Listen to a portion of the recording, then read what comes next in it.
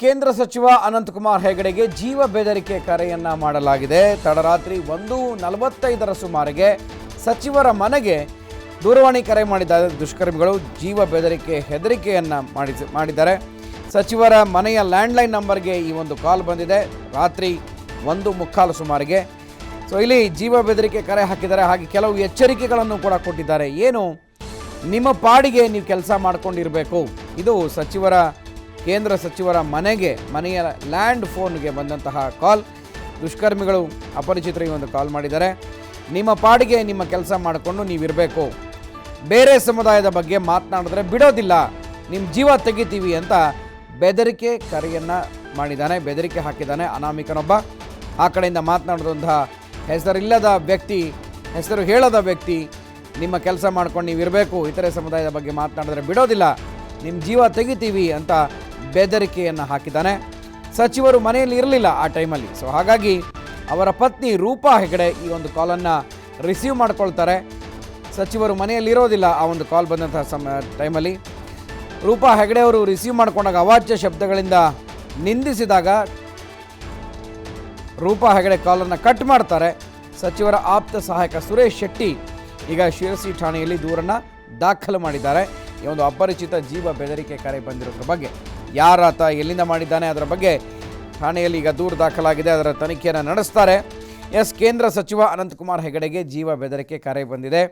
ಇತ್ತೀಚಿನ ಅವರ ಹೇಳಿಕೆಗಳ ಬಗ್ಗೆ, ನಿಮ್ಮ ಪಾಡಿಗೆ ನೀವು ಕೆಲಸ ಮಾಡ್ಕೊಂಡು ಇರಬೇಕು, ಬೇರೆ ಸಮುದಾಯದ ಬಗ್ಗೆ ಮಾತನಾಡಿದ್ರೆ ಬಿಡೋದಿಲ್ಲ, ನಿಮ್ಮ ಜೀವ ತೆಗಿತೀವಿ ಅಂತ ಬೆದರಿಕೆ ಕರೆಯನ್ನು ತಡರಾತ್ರಿ 1:45 ಸಮಯದಲ್ಲಿ ಕರೆಯನ್ನು ಮಾಡಲಾಗಿದೆ ಅವರ ಮನೆಯ ಲ್ಯಾಂಡ್ಲೈನ್ ನಂಬರ್ಗೆ.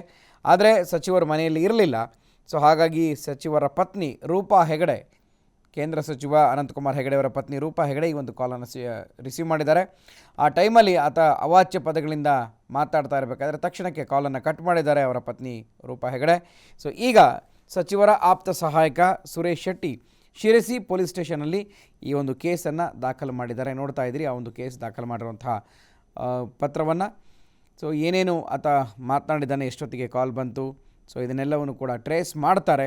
ಸೊ ಮುಂದಿನ ತನಿಖೆಯಲ್ಲಿ ಕೂಡ ಗೊತ್ತಾಗುತ್ತೆ ಯಾರು ಎಲ್ಲಿಂದ ಆ ಕಾಲನ್ನು ಮಾಡಿದ್ದಾರೆ. ಜೀವ ಬೆದರಿಕೆ ಕೆರೆ ಇರೋದ್ರಿಂದ ಇದು ಅಪರಾಧ ಕೂಡ ಆಗುತ್ತೆ. ಸೊ ಹಾಗಾಗಿ ಯಾರು ಆತ ಅನ್ನುವಂಥದ್ದನ್ನು ಕೂಡ ಪತ್ತೆ ಹಚ್ತಾರೆ.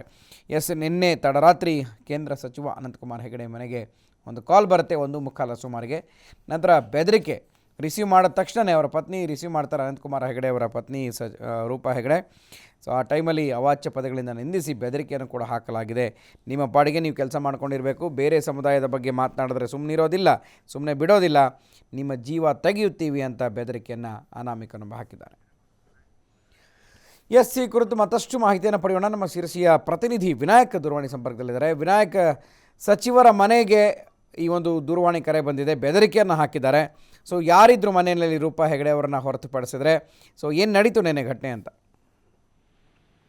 ಗುರುಪ್ರಸಾದ್, ಏನು ಕೇಂದ್ರ ಸಚಿವ ಅನಂತ್ ಕುಮಾರ್ ಹೆಗಡೆ ಅವರಿಗೆ ಇದೇ ಮೊದಲೇನಲ್ಲ, ಈ ಹಿಂದೆ ಕೂಡ ಸಾಕಷ್ಟು ಜೀವ ಬೆದರಿಕೆ ಕರೆಗಳು ಬಂದಿವೆ. ಮೊನ್ನೆ ಕೂಡ ರಾತ್ರಿ ಏನು 1:45 ಹೊತ್ತಿಗೆ ಲ್ಯಾಂಡ್ ಲೈನ್ಗೆ ಅನಾಮಧೇಯ ವ್ಯಕ್ತಿಯಿಂದ ಕರೆ ಬಂದಿರುವಂತದ್ದು. ಈ ವೇಳೆ ಸಚಿವರ ಪತ್ನಿ ರೂಪಾ ಹೆಗಡೆ ಮತ್ತೆ ಆಪ್ತ ಕಾರ್ಯದರ್ಶಿ ಸುರೇಶ್ ಶೆಟ್ಟಿ ಅವರು ಮನೆಯಲ್ಲಿದ್ರು. ಕೇಂದ್ರ ಸಚಿವರು ಏನು ತಮಿಳುನಾಡಿಗೆ ತೆರಳಿದ್ರು, ಹುತಾತ್ಮ ಯೋಧನ ಅಂತಿಮ ದರ್ಶನಕ್ಕೆ ತೆರಳಿದ್ರು. ಈ ವೇಳೆ ರೂಪಾ ಹೆಗಡೆ ಅವರು ಕಾಲ್ ಅನ್ನ ರಿಸೀವ್ ಮಾಡ್ತಾರೆ. ಕಾಲ್ ರಿಸೀವ್ ಮಾಡಿದ ವೇಳೆ ಅವಾಚ್ಯ ಶಬ್ದದಿಂದ ಏನು ಅನಾಮಧೇಯ ವ್ಯಕ್ತಿ ಬೈತಾನೆ. ಆಮೇಲೆ ಇವರು ಕಾಲನ್ನ ಕಟ್ ಮಾಡ್ತಾರೆ. ನಂತರ ಮತ್ತು 1 ಗಂಟೆಗಳ ಕಾಲ ನಿರಂತರ ಕರೆ ಮಾಡಿರುವಂತದ್ದು. ಈ ವೇಳೆ ಏನು, ನಿಮ್ಮ ಪಾಡಿಗೆ ನೀವು ಕೆಲಸ ಮಾಡಿಕೊಂಡಿರಬೇಕು, ಮುಸ್ಲಿಮರ ಬಗ್ಗೆ ಮಾತಾಡಿದರೆ ನಾವೇನು ನಿಮ್ಮ ಕುಟುಂಬವನ್ನು ಬಿಡುವುದಿಲ್ಲ, ಮತ್ತೆ ನಿಮ್ಮ ಅಯೋಧ್ಯೆಯನ್ನು ಕೂಡ ನಿಮ್ಗೆ ಕೊಡುವುದಿಲ್ಲ ಅಂತ ಹೇಳಿರುವಂತದ್ದು. Shivashankar. Okay, thank you Vinayak ಮಾಹಿತಿಗೆ.